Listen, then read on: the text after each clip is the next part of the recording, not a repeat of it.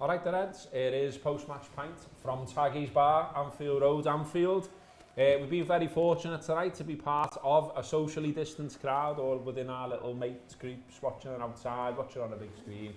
We were all pumped up for it. It was a bit mad walking up to the ground and not being within, you know, the number of thousands and all that you would expect to be when you make that walk. It's a bit weird on the train as well, to be honest, first time in a year for me. But yeah, you wanted to be part of something, and we were kind of part of something here, but it wasn't part of something properly, and ultimately Liverpool couldn't do it without that 12th man. I've got Josh Sexton with me, and I've got Ian Ryan with me. I'm Gareth Roberts, and yeah, we're going to have a chat about what we saw, what it means, and all the rest of it. This time it's free as well on YouTube, so if you like what we do, an opportunity to share it, and an opportunity for you to watch all the way through if you only ever get to watch the clips that we throw up. We thought we'd throw it out free this time.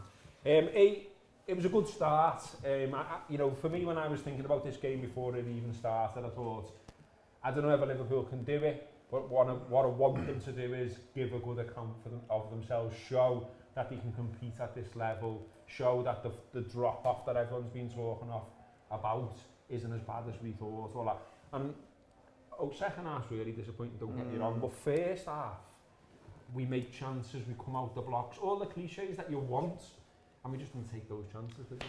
I think you can kind of talk yourself into different scenarios with a game like this, and I was okay with it being, or coming into the game, I was okay with it being 0-0 on 60, 70, even 75, because you're thinking, well, get one, and it puts them right under pressure. And but the boys come on, and he did do that. But because of the chances they have in that first half, you're gutted not to be going in at least one up, if not two.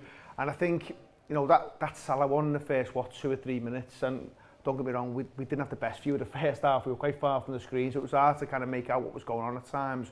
But that chance, that just feels like it has to go in. It's on his left foot. It's on his left foot, he hits the keeper with it. If it goes either side of the keeper, you feel it goes in, and the pressure just intensifies on Madrid. And you can think back to the Barcelona game, or the countless European nights at Anfield.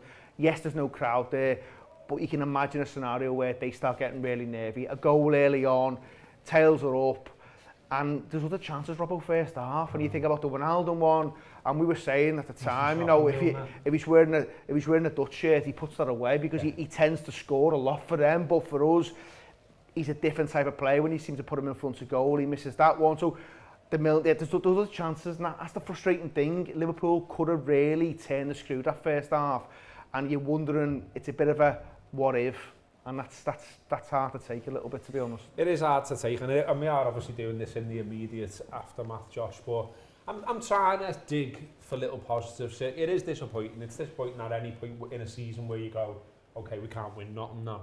You know, that was our last chance. Okay, we can still fight for fourth and things like that. And that is a thing, and we'll recover and bounce back and be able to talk about that a bit more positively at a future point. But right now, it's a bit like, I'm not asked about fourth. Do you know what I mean? We wanted this, we wanted to kick on, we wanted to knock Real Madrid out. It hasn't happened, and now it's like, I don't know. I do think they had a go though. I mean, like, you know, even like, he talks about the chances. It was also the sort of the intensity. I thought the intensity was decent again. You know, Milner putting in the old reducer as well, early doors, absolutely loved that. There's nothing wrong with a bit of that, even in these days in football. So, he did have a go. And I just think, you know, I don't want to jump to tonight immediately to a conversation about, okay, fuck them all off and buy Mbappe or whatever, you know what I mean? No, he does. No, do you know what? Like, it's an interesting point you make, because I think after the first leg in Madrid, you've got the immediate questions about Klopp picks a mad team, and you can pick apart that team. You can say, well, he shouldn't have started Keita, he shouldn't have done X, Y, Z. That team tonight, from the first half, as we're speaking about now, you can say it's the right team that he picks. They come out in the right way. They approach the game in the right way. You can't really ask particularly for much more than that, than what they gave in the first half. But it just sort of ends up feeling like a bit of a microcosm of Liverpool's season, where it's like, look, the effort is there, and there's always something. There's enough of the things that you know about this Liverpool side there to be there, but then it's never quite there. It's never quite to the point where Liverpool can get over the line. And I feel like you sort of see that in the first half, where there's chances and there's the Salah chance. I still didn't even really see the replay of the Salah chance, to be honest, so I can't really say that I saw that one. The Wijnaldum chance. He should defo score. The Wijnaldum chance, I saw more of them, was like, well, it feels like a bit of almost a microcosm of Wijnaldum's Liverpool career, in that you see this lad for Holland who, look, he's been boss for Liverpool, don't get me wrong, and I absolutely love Wijnaldum to bits. I hope he doesn't leave Liverpool. But in his goal scoring record in Liverpool, I think back to the first season where he's like, I'll score 10 goals for Liverpool this season, that'll be my aim, and like, he's never really met that, and it feels like a lot of those chances are the ones that get spurned. And it just feels like that's how the game progresses. And look, I know what you're saying, Gareth, in terms of you don't want to sort of pick too much of it apart, but I think the last time I felt like this about a football match was probably when I was walking out of the new camp after we've been beaten 3-0 by Barcelona, and obviously what comes after that is sort of magnificent, but I can really relate to myself in that feeling now, in terms of just feels a bit empty. Like as you say, there's nothing to win now. We can get top 4. Do I particularly expect us to get top 4? No, not really, because I don't trust this version of this Liverpool side to win enough games to be able to do that. We can rely on others dropping points, but we still have to win games, and ultimately we've still got some tough games to play there. I don't really believe Liverpool can do that. I don't want to sort of sit here and be like the season's over. I'd love to believe that there's something left to play for Liverpool, but it sort of almost feeds into that mentality of, well, next season hopefully things can turn around, and hopefully next season we can give it a better go with whatever version of whatever Liverpool squad goes into next season. I think about the rest of the season, and I thought, Josh is right about tonight being a bit of a microcosm of the whole season. You see Bobby, Sadio Mane getting taken off, and it's a game you're trying to win, and they're two of the lads who've consistently been brilliant for Liverpool, have helped us win things and all the rest of it, and the pair of them have took a lot of criticism this season for being nowhere near what we know and love from them. So now there's the thing of, well, why is that? And I think one of the reasons is the fucked. One of the reasons is the knackered. Yeah. One of the reasons is that he's relied on a small pool of players for a long time, and he's not really trusted some of the peripheral lads. And some of the peripheral lads ended up on the pitch tonight, Shaq, Oxlade-Chamberlain, things like that. But there's a core of lads that have played too much football. And I don't know whether they come back all of a sudden refreshed next season, because loads of them will be playing in the Euros and things like that. But I just think maybe, where Josh was saying, I mean, I didn't want to do top 4 shot, but here we are now. He doesn't trust them to go and do something at all. It's one game a week now. Now that we're there, there's nothing else left other than the league games. So one game a week. Do we perhaps see some fresher fellas now with a bit of a pressure off-ish? I don't know, because I think there's still pressure, because I think, the pressure's that Leeds game on Monday night now becomes, well, it was big anyway, but it feels even bigger now. They've got to go there. They've got to go there and get a result. And I think you're right in terms of what you say about there's players there who look like they're running empty, and I think that's as a result of going to the well the last 2, 3, 4 years with the same lads and asking them to keep going. And I think I've always been someone who probably bangs the drum a lot more than some others in terms of keep investing in the squad, and I think when you're on top, it's important to keep doing that, because I think if you're asking lads to keep going, there does come a tipping point where they look absolutely shattered, and I think there might be other reasons for Firmino and Mane looking off it, but I think that is definitely one where you can say it's had an impact on them, because Sadio Mane, and I've said to you on the shows, Robbo, I've loved Sadio Mane. I've absolutely loved watching him during his Liverpool career. He's been brilliant, and there's loads of great things to his game. He's a little bit of a warrior. He brings heart, he brings fight, he brings goals, or he did do. He's fell off a cliff, and even tonight you can see him toiling a little bit. It's just not quite happening for him. I think Firmino, I've said it on other shows as well, I think over the last 12 to 18 months he struggled. I thought actually at the weekend against Villa there was signs of him knitting it together again a little bit. He was pretty lively, looked pretty sharp. I think they're also two lads who miss supporters. Yeah. But you can't really just use that as an excuse No, because but it is most a of the thing. players do miss the fans. Don't get me wrong, I'm sure there's 1 or 2 players who don't mind no fans being there because it lets them off the hook a little bit. He's a showman though. He is. He's fucking, little Elton John. You don't wear that clobber and act that the way he does and get your teeth done like that unless you don't want people to. He's a showman. He loves it, and I always think about that goal he scored against Tottenham in December when there was some fans in, and he runs to the end of the pitch to go yes, because he loves all that. There's no denying that, but sometimes you feel like you're almost hiding behind excuses using that. But I do. Fuck what everyone else thinks, but it's a thing. No, but I do think it is a thing. I do think it's distracted them. But if other fans are watching this, they'll say, well, it's the same for our players as well. But that's not your team. So you can use that, but you can only use it for so long. And I think those 2 lads, it's quite damning actually when you think about it, because whilst Chamberlain and Shaqiri are decent footballers, you don't look at those 2 lads and think immediately they're going to get you the goal. No. And yet he's taken off his forwards and replaced them with 2 lads who aren't known for getting goals. So that's a worry. And I think the squad now, it does look like a squad that needs a little bit adding to it. It needs a little bit freshening up. I think it's hard to sit here and say what it'll look like next season, because you'll have players coming back, but then you're thinking, well, how will that look and feel? Will Virgil be able to come back in and just be the Virgil of old? He might be, but he might not be, because he's had a bad injury. Joe Gomez has had 3 or 4 really bad ones. So what does that look like for him? Will it take him time? Probably it will. But I do think, looking at the squad now, it does need a little bit of freshness. Yeah. But coming back to your point at the start of this, Leeds on Monday's fucking big, because this squad, this football club, it does need Champions League football. And tonight, the damage was done in Madrid, Robbo. Let's not fucking mess about. The damage was done in Madrid. We didn't do ourselves any justice over there. We're better than that. Even this version is better than what we showed in Spain. It just is. Well, tonight's performance, if that had happened in Spain, and you were bringing 0-0 back to Anfield, then you're looking at a different tie, obviously. But it isn't the way it went. Is there a thing as well, Josh? Because I think people will say it. I haven't dived onto social media yet and may not bother. To be honest with you, there's times when it's better for your mental health not to bother. This may be one of those times. Yeah. But I imagine there will be talk of Plan B, of Liverpool being farmed out, all of those type of things. Because just when we were watching the second half, it petered out massively.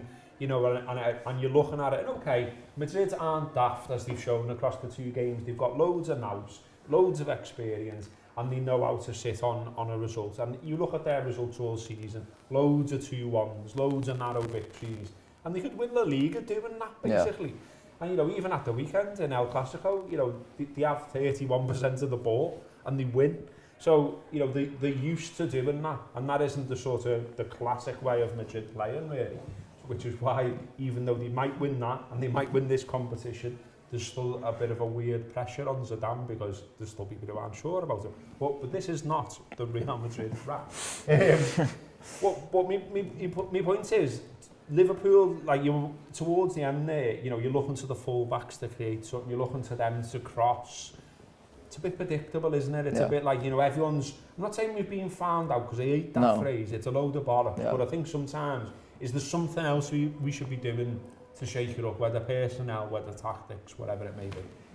Yeah, I think we can't particularly underestimate the emotional drain of all this. So I wrote about this for the Anfield Wrap website on Monday, in terms of, he's mentioned a few names there. Sadio Mane is one of the ones for me in particular. I look at the documentary that was done, I think it was by Sky over the summer. I called it Through the Storm on the last post-match pint. It's actually the end of the storm, because I watched it in the week to write the piece, basically. And Mane's talking about basically how hard it was for the squad to be, they've done that thing for 6 to 7 months of chasing after the league, of relentlessly winning games. I know they lose to Watford before, the sort of crowds go away and stuff, but they've worked so hard to reach this one pinnacle in all of their careers, and they've all admitted this pinnacle in their careers as well. And then you can see Sadio Mane sat there and going, well, yeah, it's a tough thing for anybody in the world, and of course it is. And look, the last person you're meant to feel sorry for is a football player who earns, 100 plus grand a week. But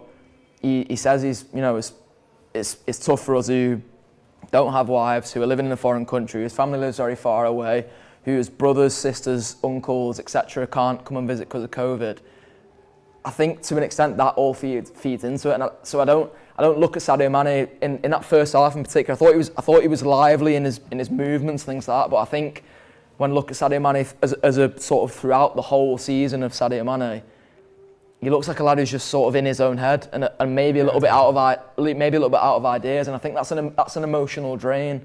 I think that's that's the Liverpool side who've worked towards this pinnacle, which we've all been waiting for my whole life, for you lads for 30 years to get to this point. And then you don't get to celebrate it properly. You get to do it in an empty stadium in front of the Kop where there's no fans. You don't get your parade after it. It's not the way any of us expected it to be.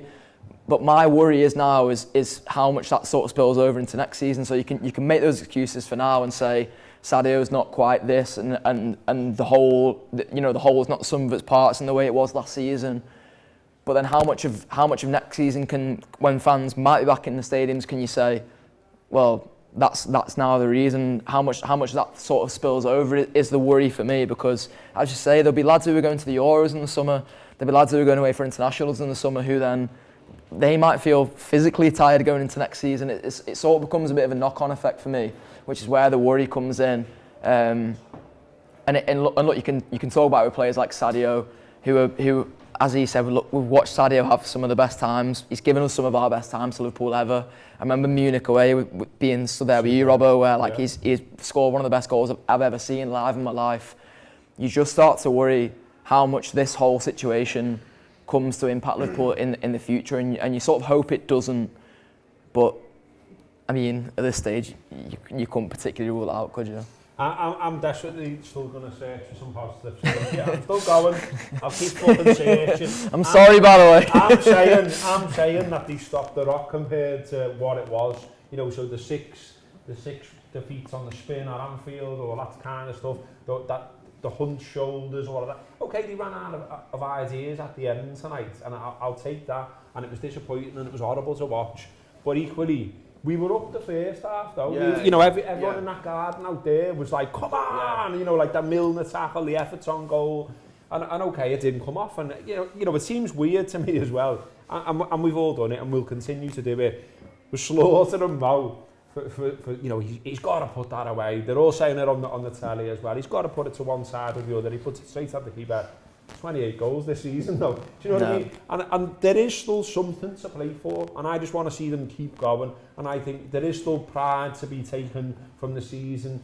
Go out with the band. Still, top four is still there to be taken. Chelsea have gone on, and they're still in this fucking thing. So maybe their eyes go off top four and go more on to try and fucking win that. And our eyes are just solely trained on top four now. And okay, it's shit, don't get me wrong, it's not a prize. I had an Arsenal fan that I've known for years message me going, I heard you talking about top four the other day, is that a fucking trophy now, is it? That's what you used to rip us for. And I was like, I get all that, mate, but it's been a shit show. It's been pandemic. It's been a different sport almost. Right now, I'll take fucking top four. Fucking right, you will. Fucking right. Seriously, you will. And you know what? Listen, the kind of picture looks different now. So, I said to you 2 or 3 days ago, on the quiet, they put 3 league wins together. Exactly, and it crept up on you that, because you didn't think they'd won 3 league games. Could have been a bit of a gap as well. And I think the league form, I'm not as worried. And I know Leeds is a tough game, but away from home, Liverpool have been looking decent. So Leeds are a funny side as well, by the way. Yes, they can beat City, but they can get beat at home by teams where you'd expect them to win. So I'm not too worried about that. I think tonight's it's a bit of a punch in the gut, because you knew it was going to be tough, and as I said before, the damage was done over there, but you're still coming back to what if, if you do get those goals early on. I do think it is a different game, and I think, listen, there's no issue tonight with saying lack of effort. They give everything tonight. They absolutely give everything, and they come out and it's intense, and they make it difficult for Madrid. Answers, they're just not clinical enough. So in that final third, it's just a little bit heartbreaking, because you look at it and thinking, on a different day, it could have been a different outcome. In terms of Salah, he's got 28 goals, so you can't point the finger too fucking much. Don't get me wrong, I think he'll be going home tonight thinking, I could have done better, I'm better than that. I should have put that first one away. There's one in the second half where he's shuffling his feet, he doesn't get a shot off quick enough. Yeah. So, because he's a perfectionist, he'd be looking at his own game and going, on a different day, I put those chances away. But let's have it right. no one else, apart from maybe Jota, is chipping in with enough fucking goals.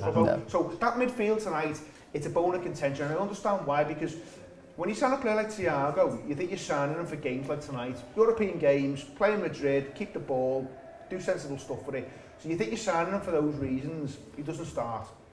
But Milner comes in, and you kind of see why the manager looks to Milner, because of the talk and the leadership stuff. And if you haven't got Henderson, he's probably the nearest, almost similar figure to Henderson in terms especially when it looked like he was shitting the cat in terms of that communication and stuff. And he can set intensity and stuff, even though his legs aren't quite what they were. So there's that. But I think if you look at the rest of the team, look at the midfield, you haven't got Mane firing, you haven't got Firmino firing in terms of goals. There's no goals in that midfield either. And I think if you're going to look to address something in the summer, you want to get more goals into that midfield. And people might talk about Keita and Chamberlain, but they're two lads who just, they're a bit like busted flushes now, aren't they? For different reasons. I think Keita's look like a lad who's been able to get back to what he was in 2018. So the manager will make a decision, or he'll have to make a decision on those players, maybe one of them, maybe two of them. But I think getting goals into that midfield is maybe something that this team now needs in terms of its next phase, because, as I say, Jota's come in, look really sharp, doesn't start tonight, and I think that will cause, I had a little look on Twitter, and you can see people discussing the kind of the decisions around that. He's been so good, but I think a lot of people understand that from the bench he's been so good. So you can see a scenario where... I like the idea that he back to the thing I said, I like that. At the start, as I said, if it was 0-0 on 60, which it was, and you're throwing him on, I thought that you're lifted by it. So I can see the manager's angle. Don't get me wrong, I'd have been tempted to fucking play him because he knows where the net is, and that's important on nights like this. But I can see the angle. But there's no doubt this Liverpool team now looks like it lacks a sharpness. It looks like it lacks that clinical finish. Apart from Mo Salah, who, as I say, 28 goals in a team that's not performing very well.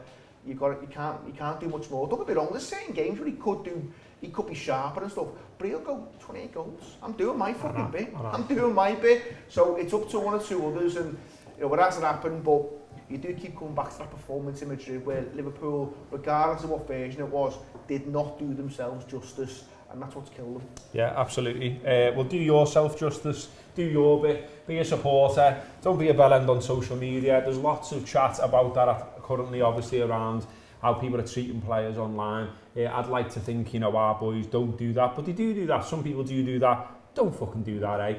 Load of shite. Don't get involved with that. And I hope you've enjoyed watching the whole thing for free if you don't usually. The whole aim of these chats sometimes is to release your bollocks from the vice after we've been beaten in a game like that. Hope that's helped to do that. There's also a free audio show out there as well, which you can have a go of if you want to listen to more. And finally, final note from us as well, just to say that it's that time of year. You know what I mean. If there's people that, need a phone call, need a chat, need an arm around them, you know why. Go and do it. Up the Reds.